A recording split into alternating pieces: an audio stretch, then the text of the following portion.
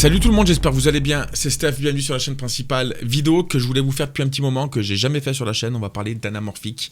Un sujet que je ne maîtrise pas trop, je connais on va dire les bases.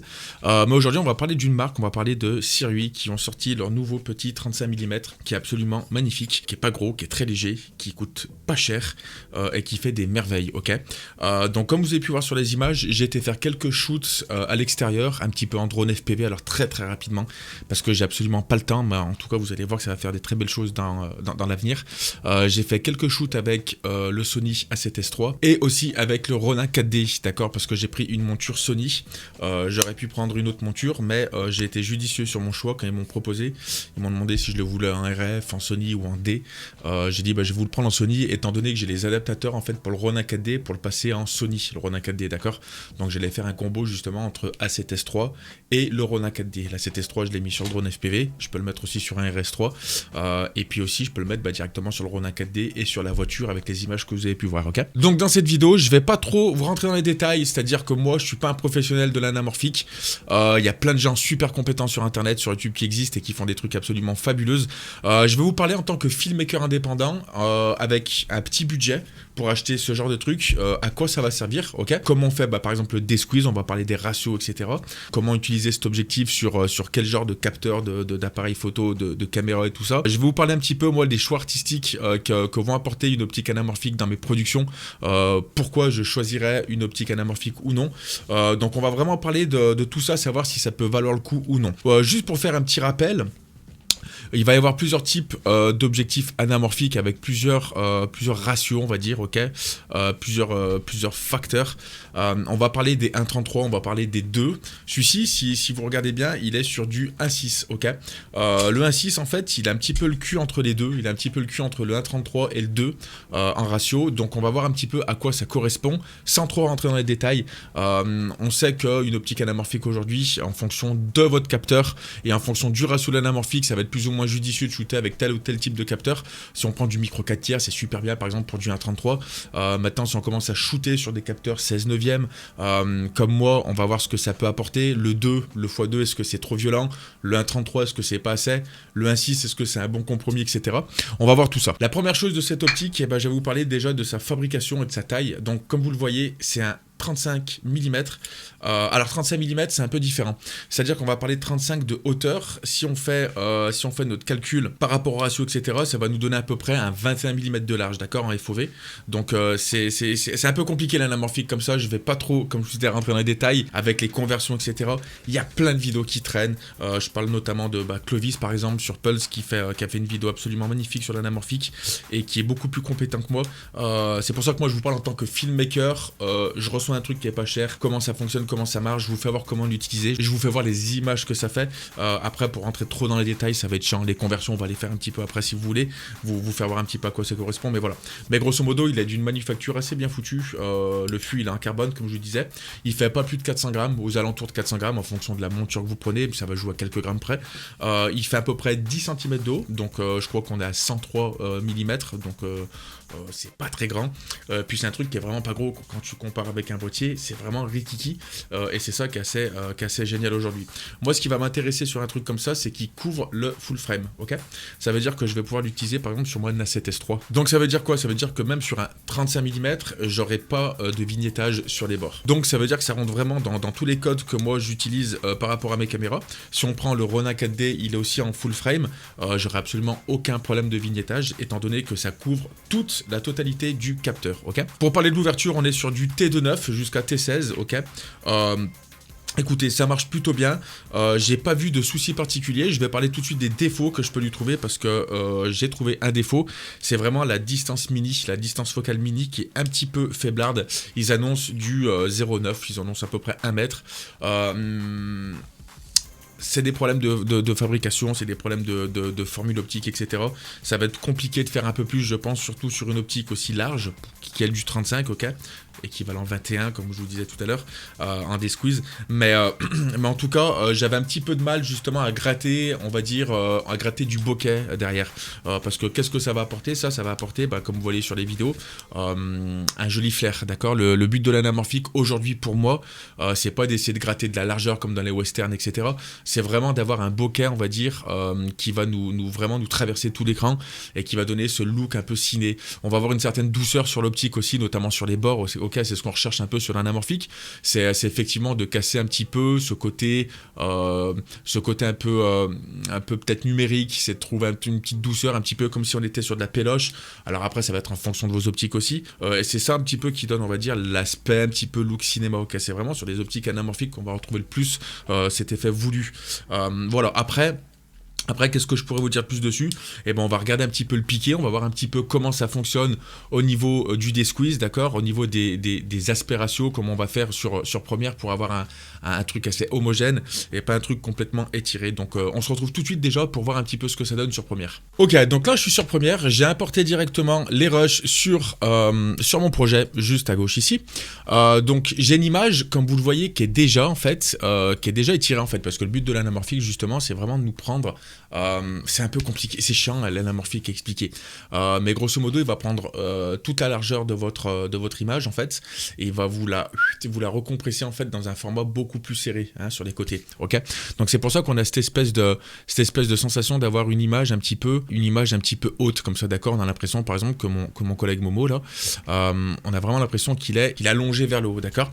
Donc là on va appeler quelque chose qui va s'appeler le D-Squeeze. Ok, donc ça veut dire quoi? Ça veut dire qu'il va falloir qu'on écrase notre image pour avoir déjà une cohérence en fait visuelle, d'accord, pour avoir vraiment une image qui soit en aspect bonne en termes de hauteur comme de largeur, d'accord. Vous, comme vous voyez par exemple en bas à droite de l'image, je suis pas trop étiré en haut, je suis pas trop large, ok, je suis vraiment sur un aspect ratio qui est cohérent. Donc la chose qu'on va regarder, c'est qu'on a shooté en UHD, d'accord, en 16/9, ça va être important pour la suite. Donc on shoot en 3840 par 2160, peu importe la définition. Si vous faites du Full HD par exemple, du 1920 par 1080, vous serez en 16/9, vous allez avoir cette image là. Donc pour du 1.6 sur du full frame, il n'y a pas grand chose à faire en fait. On va pas voir, parce que l'1.6, je pense pas qu'ils le prennent Adobe Premiere.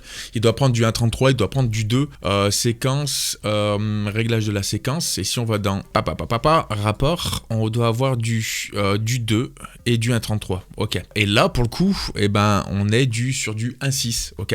Donc on va le faire nous-mêmes. Donc on voit ici que je suis en 3840 par 2160, 25 images par seconde, c'est ma baseline. Ok. Donc le truc qu'il va falloir faire, c'est aller dans option d'effet, et en fin de compte ce qui va se passer, c'est que je vais écraser en fait la hauteur. Donc je vais désélectionner mon échelle uniforme ici, ok, tac, et ici je vais avoir la largeur d'échelle ou la hauteur d'échelle. Moi ce qui va m'apporter, c'est la hauteur d'échelle. Je vais la descendre à 63.5.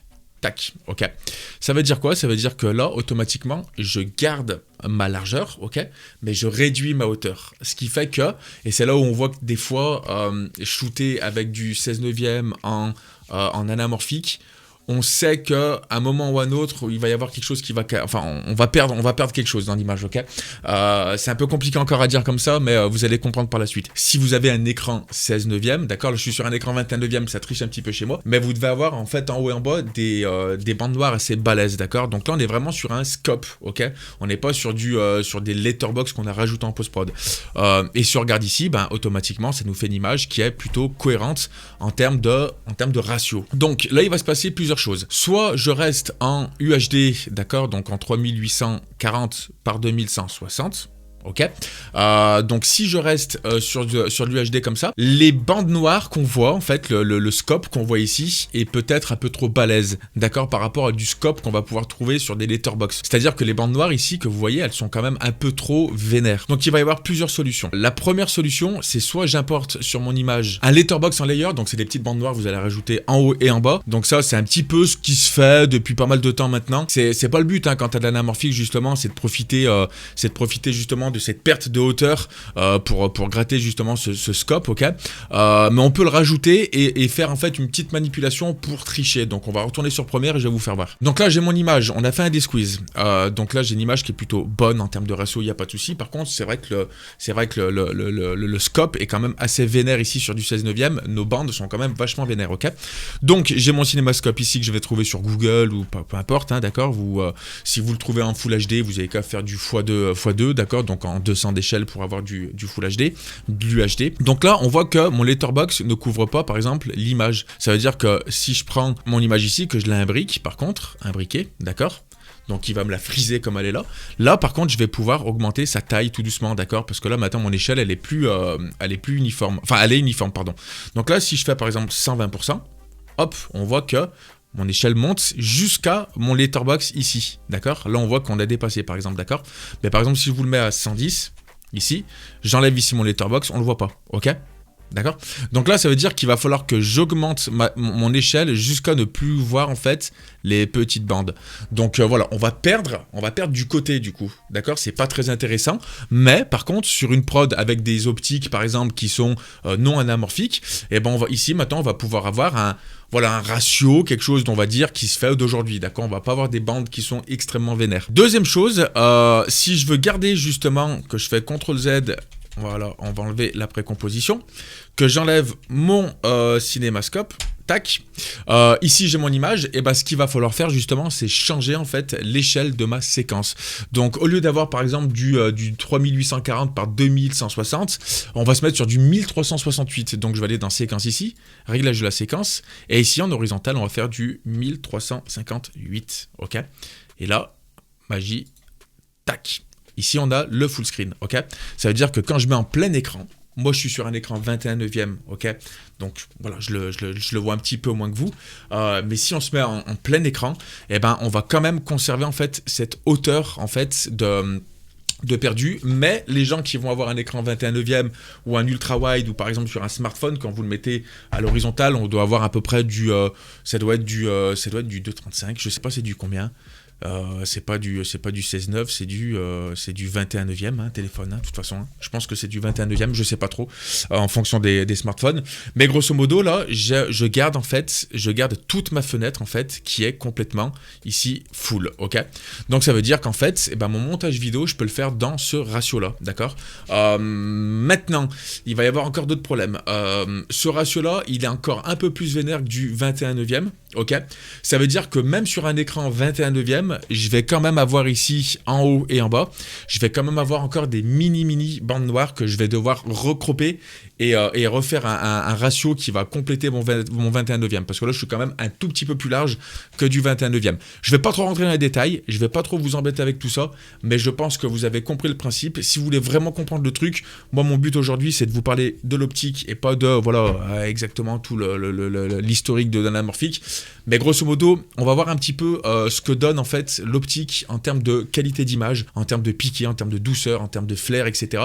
Et on va voir les options que Sirui propose. Parce que là, pour le coup, un 35 mm à ce prix-là et à ce poids-là, il y a un vrai intérêt aujourd'hui. L'anamorphique est extrêmement cher. Ça se comprend parce que les fabrications optiques, les lentilles, etc., ça se fait pas comme ça.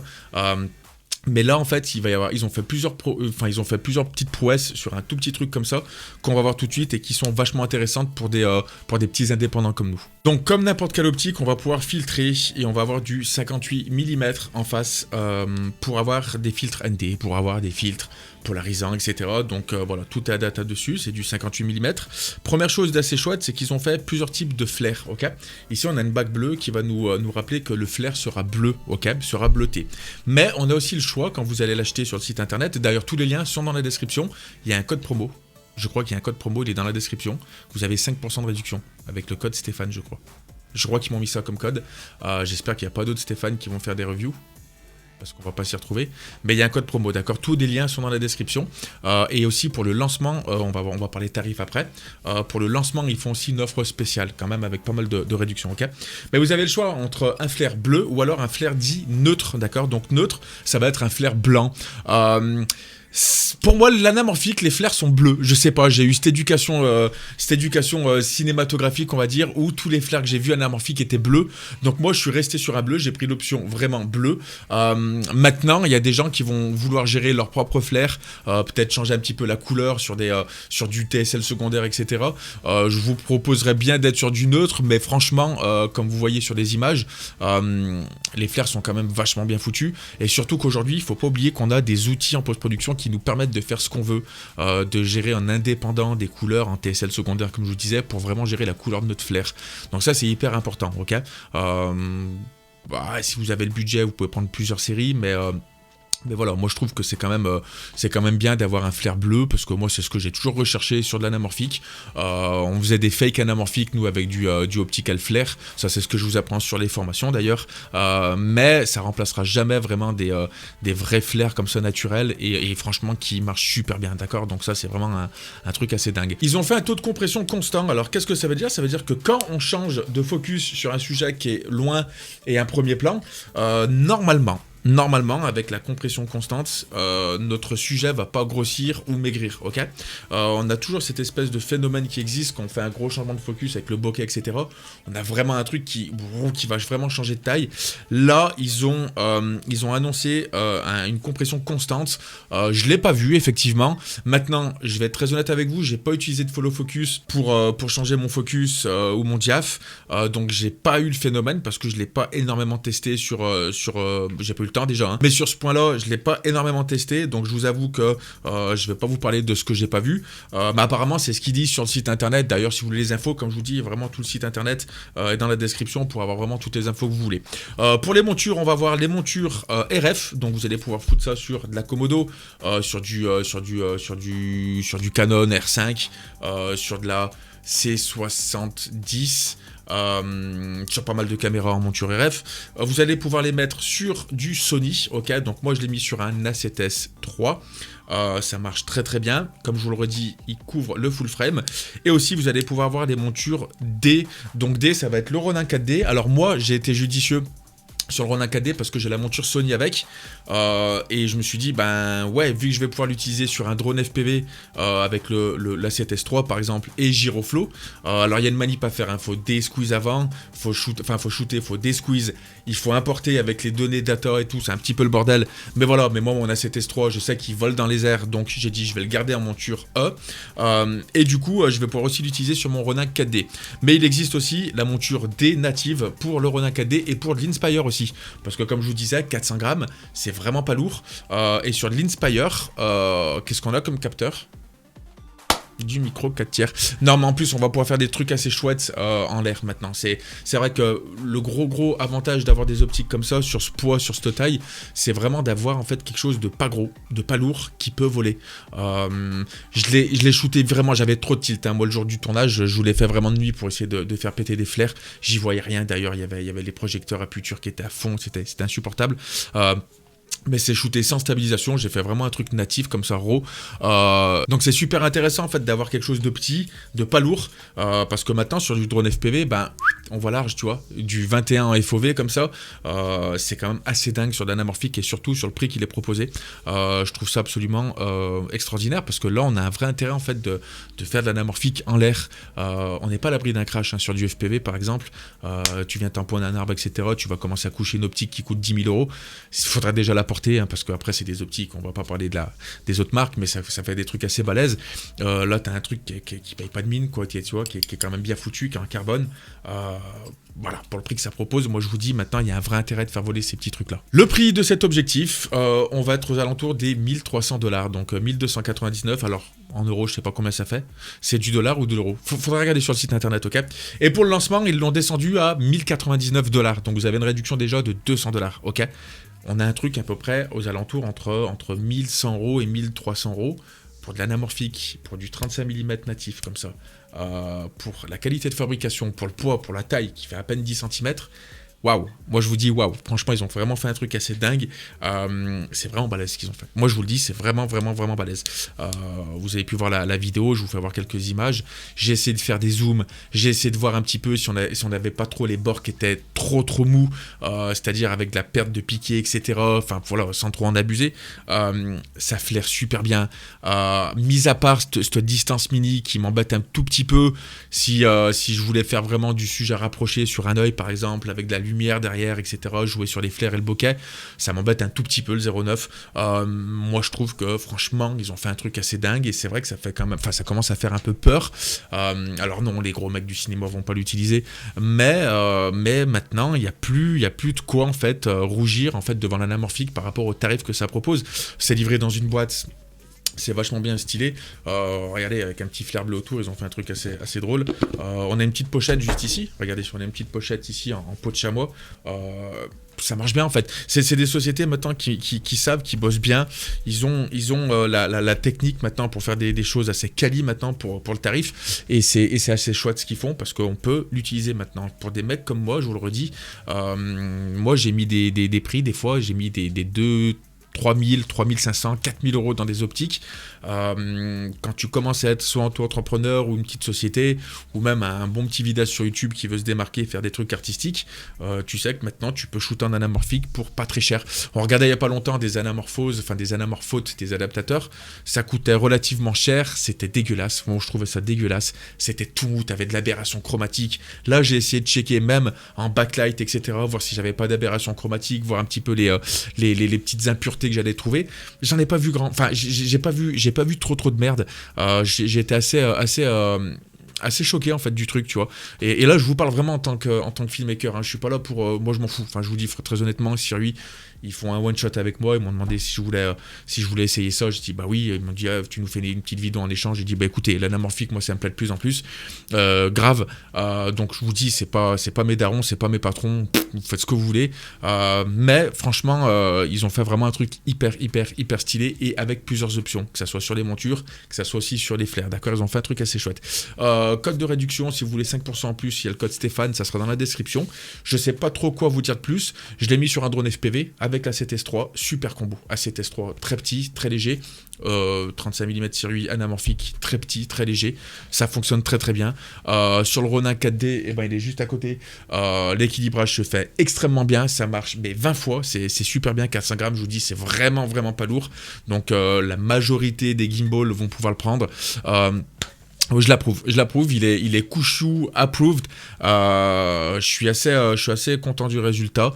Maintenant, je vais voir pour avoir peut-être d'autres focales, tu vois, essayer d'un petit peu diversifier le truc, parce que là, ça 35 mm, 21, 35 mm, c'est assez, voilà, tu peux faire pas mal de choses avec. Mais maintenant, je vais voir s'ils vont quand même descendre peut-être sur du, je sais pas, peut-être du 28 nat, hein, je vous parle. Hein. S'ils vont prendre du 28, voir quelque chose, moi, qui pointe un peu plus aussi, pour faire un petit peu plus d'artistique et de comment ça s'appelle, d'intention, de sujet, etc., sur quelque chose d'un peu plus serré. Je vais voir un petit peu avec eux comment ça fonctionne, comment ça se passe. Je vais encore le tryhard celui-ci pour voir un petit peu ce que ça dit. Mais en tout cas, voilà, j'espère que ça vous a plu, ce genre de vidéo. Il y a les likes, il y a les abonnements, les cloches. Mettez la cloche, mettez-la cette cloche, apparemment ça sert, mais mettez-la si vous voulez être au courant des prochaines vidéos qui vont sortir. Mais en tout cas, voilà, vous avez pu voir un petit peu les images qui popaient un petit peu de temps en temps pendant la petite review. Je vais pas vous en parler plus longtemps. J'espère que ça vous a plu. Et puis je vous dis à très bientôt. Et puis on va faire plein de belles vidéos ensemble, vous allez voir. Je vous embrasse. Ciao.